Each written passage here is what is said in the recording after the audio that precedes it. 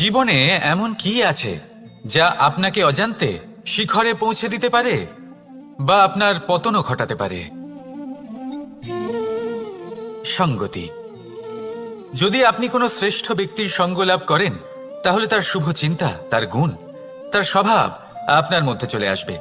আপনি আরো শ্রেষ্ঠ হয়ে উঠবেন। আবার সেখানেই যদি আপনি কোনো দুষ্ট ব্যক্তির সঙ্গতি লাভ করেন, কোনো খারাপ মানুষের সঙ্গতি লাভ করেন, তাহলে আপনার শুভ চিন্তা, আপনার গুণ, তা যে কখন আপনার থেকে কেড়ে নেওয়া হবে সেটা আপনি জানতেও পারবেন না। দেখুন, এই সঙ্গতি হলো অত্যন্ত গুরুত্বপূর্ণ। এই সঙ্গতি আপনার নিয়তি নির্ধারণ করে। আপনাকে উদাহরণ দিলে, বৃষ্টির ফোঁটাকে দেখুন।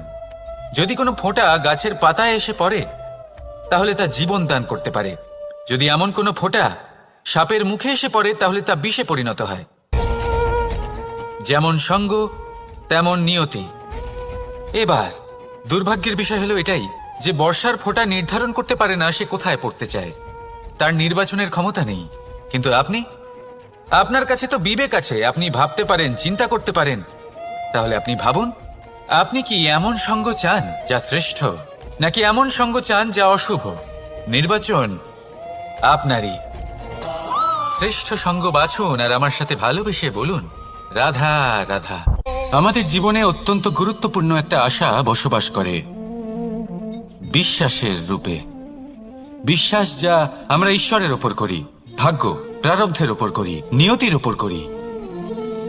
যখনই ভালো কিছু হয় আমরা বলি এ হলো ঈশ্বরের দয়া। যখন খারাপ কিছু হয় আমরা বলি এ হলো ঈশ্বরের মায়া। কখনো ঈশ্বর বা ভাগ্য বা প্রারব্ধ বা নিয়তি। আপনি নিজে কোথায় তা কখনো ভেবেছেন? আপনি বিশ্বাস করছেন ঈশ্বরের উপর, প্রারব্ধের উপর, কখনো নিজের উপর করেছেন? আমি আপনাকে একটা সহজ কথা বলি, যদি আপনি ঈশ্বরের উপর বিশ্বাস রাখেন, শুধুই ঈশ্বরের উপর বিশ্বাস, তাহলে আপনি সেটাই পাবেন যেটা আপনার ভাগ্যে লেখা রয়েছে।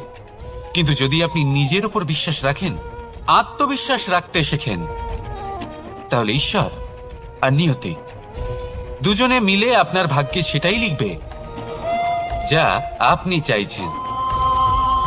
তাই মনে রাখবেন, সাফল্যের পথ হলো এই বিশ্বাস। নিজের আত্মবিশ্বাসকে ধরে রাখতে শিখুন, দেখবেন আত্মা প্রসন্নতায় ভরে উঠবে। তাহলে আসুন এই প্রসন্ন ভাব নিয়েই বলুন, রাধা রাধা।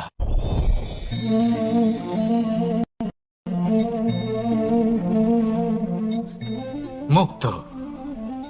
এই মুক্তই সবাইকে মোহিত করে দেয়, নিজের দিকে আকর্ষিত করে। অত্যন্ত সুন্দর।